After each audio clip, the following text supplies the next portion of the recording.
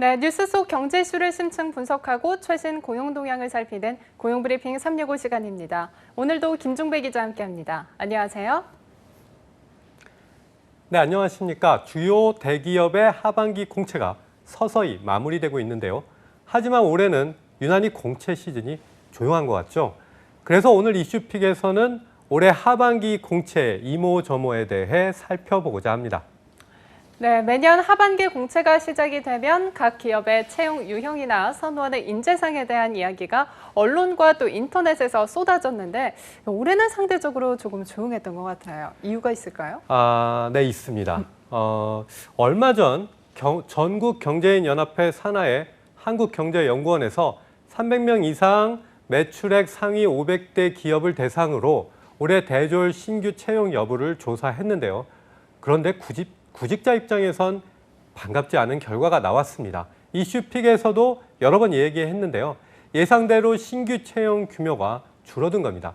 설문에 참여한 기업 중에 올해 신입직과 경력직을 포함한 모든 신규 채용을 늘린다는 응답이 불과 17.5%에 머물렀습니다. 네, 채용 인원을 늘리겠다는 응답이 상당히 적었던 건데요. 이 정도 수준이라면 지난해와 대비를 했을 때 신규 채용 규모가 얼마나 줄어든 건가요? 네, 우선 신규 채용을 늘린다는 응답은 지난해보다 6.3%포인트가 감소한 것으로 조사가 됐는데요.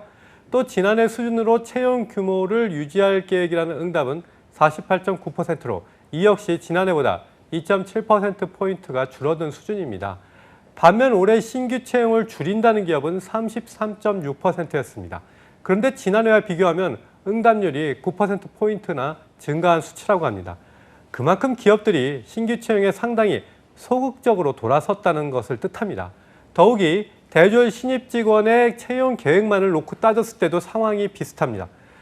지난해보다 대졸 신입 직원을 더 뽑겠다는 응답은 13.7%에 불과했습니다. 이 역시 지난해와 비교했을 때 5.1%포인트가 줄어든 수준입니다. 반면 지난해보다 적게 뽑을 것이라는 응답은 7.5%포인트가 늘어난 31.3%로 나타났습니다. 55%는 지난해와 비슷할 것이라고 응답했습니다. 네, 지난해에는 정부의 일자리 정책에 부응하기 위해서 10대 그룹을 중심으로 기업들이 채용을 늘린 바 있잖아요. 이 때문에 고용시장에서 잠시나마 훈풍이 불었는데 불과 1년 사이에 채용 규모가 다시 축소가 된 거네요. 어떻게 된 건가요?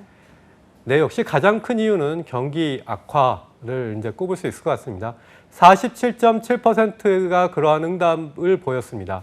회사 내부의 상황의 어려움이라는 응답도 25%를 차지했는데요.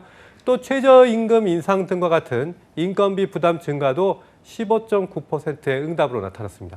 최근 일본 수출 규제, 또 미중 무역 전쟁, 제조업 부진, 급격한 최저임금 인상 등 대내외적인 상황이 겹치면서 채용 계획을 축소시켰다는 그러한 설명인데요.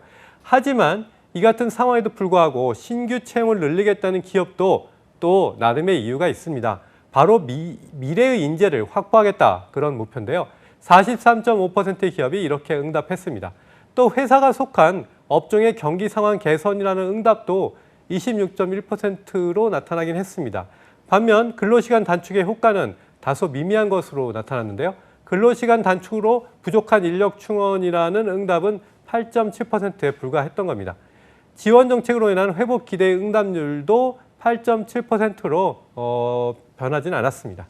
네, 경기가 회복 기미를 보이지 않으니 여파가 일자리에서 그대로 드러난 건데요. 더욱이 올해는 대외적인 경제 상황에 여파를 맞으면서 이에 대한 영향이 주요한 원인으로도 작용했을 것 같아요. 네, 그렇습니다. 여기에 수시 채용이 증가한 것을 감안하면 공개 채용의 비율은 더욱 줄어들 수밖에 없습니다. 기업들이 채용의 비중을 공개 채용은 평균 35.6%, 수시 채용은 평균 63.3% 정도로 두었는데요. 더욱이 수시 채용 비율이 90% 이상인 기업도 29.2%나 있었습니다. 그만큼 수시 채용의 비중이 높다는 건데요. 실제로 연간 1만 명 안팎을 공개 채용으로 뽑아왔던 현대차 그룹은 신입 공채를 아예 폐지해버렸고 SK그룹 역시 내년 상반기부터 서서히 공채를 줄여 3년 안에는 폐지할 계획이라고 밝혔습니다. 뿐만 아니라 수시와 공채 상관없이 채용이라는 바늘구멍을 뚫어도 넘어야 할 산이 여전히 남아 있습니다. 바로 42%의 기업이 인턴 사원 채용 제도를 도입하고 있다는 건데요. 정규직 전환 가능 인턴 제도는 81.8%가 이미 도입을 한 상태라고 합니다. 네, 채용 규모는 줄어든 데다 공채도 줄었고 더욱이 인턴 사원 채용 제도까지 도입이 되고 있으니 그야말로 구직자들에게는 삼중고라고 할 수 있을 텐데요. 이 때문에 올해 하반기 채용의 분위기가 그 어느 때보다 침체가 됐었던 것 같아요. 네, 그렇습니다. 특히 신입직 공채를 준비하는 이제 대학을 갓 졸업했거나 졸업 예정인 구직자에겐 이러한 대기업의 채용 방식이 더욱 어렵게 느껴질 수밖에 없습니다. 그도 그럴 것이 수시 채용이 확산된다.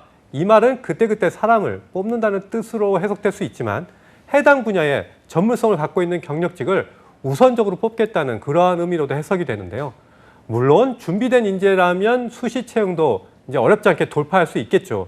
하지만 사내 문화 자체를 아예 접해보지 못한 신입 구직자들에겐 이러한 일이 결코 쉬운 일은 아닐 것으로 보입니다. 네, 사실 어떤 능력을 기업에서 필요로 하는지도 모르는데 여기에 경력직과 경쟁을 해야 한다는 건데요. 그만큼 경쟁력이 약할 수밖에 없겠어요. 네, 그렇습니다. 물론 기업 입장에서는 이러한 수시 채용 방식이 효율적일 겁니다.